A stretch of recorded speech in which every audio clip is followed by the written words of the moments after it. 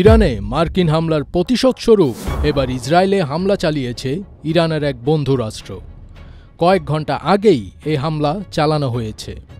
আজ সোমবার ২৩ জুন আল জাজিরার এক প্রতিবেদনে এ তথ্য জানানো হয়েছে। ইরানের আধা সরকারি বার্তা সংস্থা ফার্স নিউজ এজেন্সির এক প্রতিবেদনে বলা হয়েছে, কয়েক ঘণ্টা আগে ইসরায়েলে ক্ষেপণাস্ত্র হামলা করা হয়েছে। এ সময় দেশটির আকাশে সাইরেন বেজে ওঠে।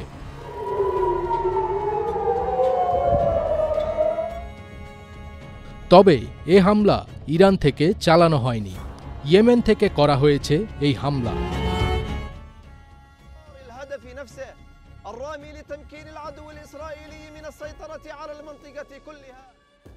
প্রতিবেদনে বলা হয়েছে, অপারেশন ট্রু প্রমিসের অধীনে ২১তম হামলা এখনও চালানো হয়নি।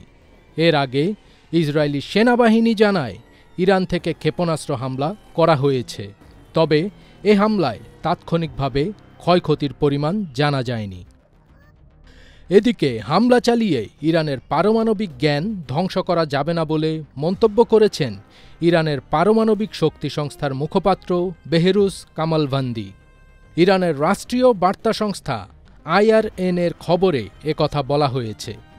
পারমাণবিক শিল্পের শেকড় ইরানে রয়েছে এবং এই শেকড় ধ্বংস করা যাবে না বলেন কামালভান্দি।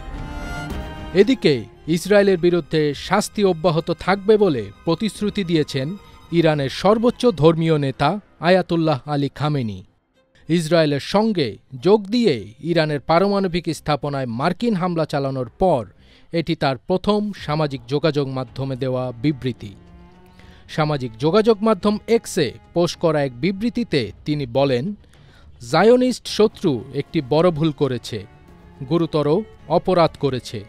এটিকে শাস্তি দিতে হবে এবং তারা শাস্তি পাচ্ছে। এটি এখনই শাস্তি পাচ্ছে। অন্যদিকে স্কাই নিউজ আরবিকে দেওয়া এক সাক্ষাৎকারে রুশ প্রেসিডেন্ট ভ্লাদিমির পুতিন বলেছেন, ইরানকে শান্তিপূর্ণ পারমাণবিক কর্মসূচি উন্নয়নে সহায়তা করতে প্রস্তুত রাশিয়া।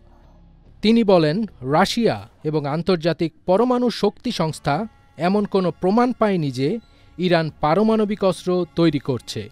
বিষয়টি বহুবার ইসরায়েলকে জানিয়েছি।